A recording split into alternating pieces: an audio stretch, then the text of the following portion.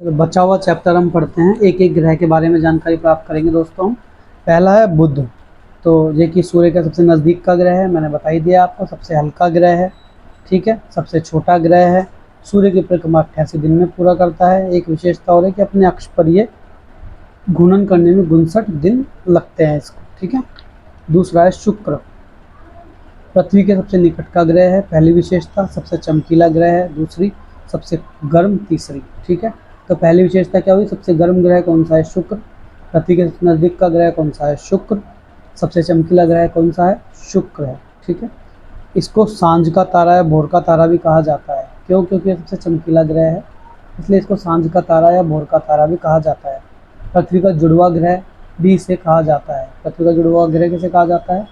शुक्र को। क्यों? क्योंकि आकार और आकृति में पृथ्वी के समान प्रतीत होता है, ठीक है। सूर्य की परिक्रमा करने में इसको लगते हैं 255 दिन।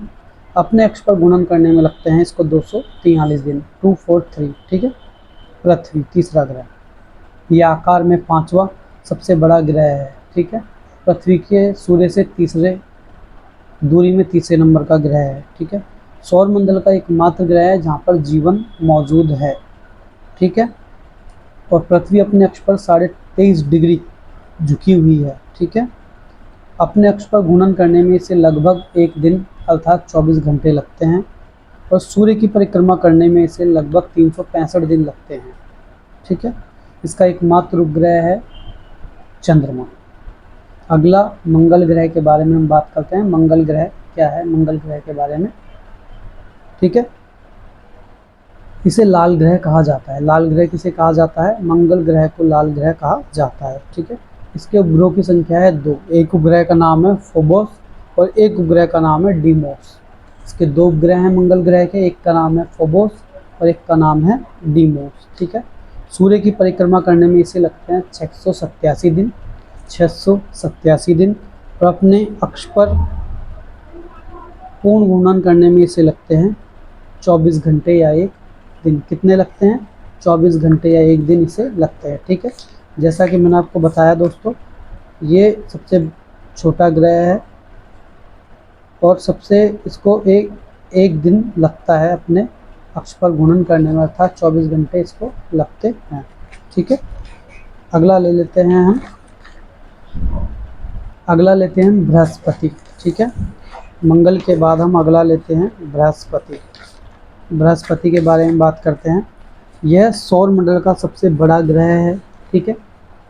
दूसरी विशेषता है कि इसके सबसे अधिक उपग्रह है। उपग्रहों की संख्या है लगभग 53, ठीक है। सूर्य की परिक्रमा करने में इसमें 11 साल और 11 महीने लगते हैं, लगभग 12 साल हो गया, ठीक है। बृहस्पति सौर मंडल में सूर्य के बाद सबसे बड़ा उल्का पिंड है, सबसे बड़ा पिंड है, अर्थात सबसे बड़ा है। यह सूर्य के बाद सबसे बड़ा ग्रह है, ठीक है। बृहस्पति को गैस का दानव कहा जाता है। क्यों कहा जाता है? क्योंकि यह बहुत विशाल है, मुख्य रूप से गैसों से बना है। गैस का दानव किसे कहते हैं? बृहस्पति को कहते हैं। क्यों? क्योंकि यह मुख्य रूप से गैसों से बना है। इसकी गैसें हाइड्रोजन और हीलियम मुख्य रूप से पाई जाती है। इसके अलावा मीथेन, अमोनियम, अन्य गैसें भी पाई जाती हैं।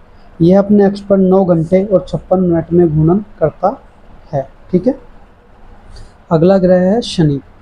यह आकार में दूसरा, अर्थात बृहस्पति ग्रह के बाद दूसरा सबसे बड़ा ग्रह है आकार में। ये सूर्य के चारों ओर परिक्रमा करने में इसे 29 साल और 5 महीने लगते हैं।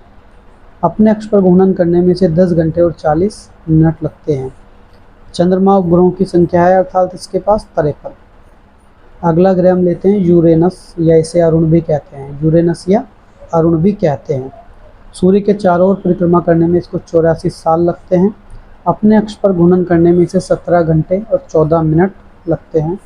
उपग्रहों की संख्या है इसमें लगभग 27। एक उपग्रह का इसमें नाम भी है टाइटेनिया, ठीक है। टाइटेनिया कौन से ग्रह का उपग्रह है? कभी पूछ लिया जाए तो यूरेनस है, ठीक है। और गैनीमिड बृहस्पति का उपग्रह है, ठीक है। खोज है इसकी 1781 ईस्वी में की गई। यूरेनस की खोज कब की गई है? 1781 ईस्वी में की गई है, ठीक है।